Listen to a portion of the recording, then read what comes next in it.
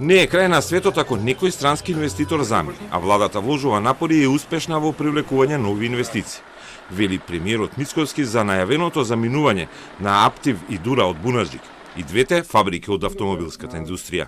Ке има компании кои што се отварат, ке има компании кои што се затварат, и домашни, и странски, и тоа не треба да се сваќа како нешто кое што представува крај на светот. Ние како влада се обидуваме и успешни сме во тоа да привлечеме што е можно повеќе компании.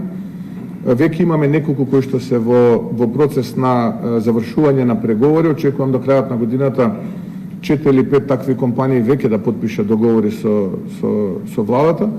Потпредседателот на Стопанската комора Виктор Мизо пак вели дека има победници и губитници со лошата состојба во глобалната автомобилска индустрија.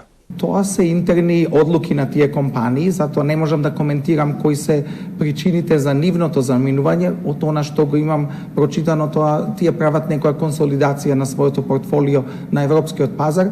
И како што кажав, европската индустрија е во стагнација, но ќе имаме и победници, но и некогаш некои компании кои нема да успеат да се снајдат најдобро во она што се случува во автомобилската индустрија. Фирма веќе објави дека во рамки на стабилизација Аптив од Бунарџик го сели производството во Полска и Португалија, додека фабриката Дура до Тир спратила известување дека главниот купувач им ги откажал нарачките.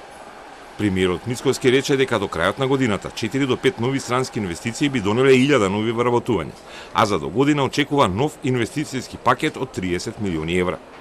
Ова тој го најави при посетата на Костал во Охрид, фирма која со речникот на Мизо е меѓу оние кои добиваат во општата криза во автомобилската индустрија, бидејќи најавија нова инвестиција. After 9 years of continued success, Kostal is launching the next phase of its expansion right now.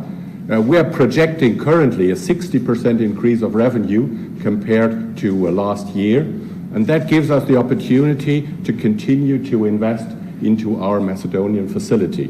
Неодамна од Советот за странски инвестиции предупредија дека проблемите во индустријата во Германија и глобалните случувања ќе се одразат и на странските инвеститори во Македонија.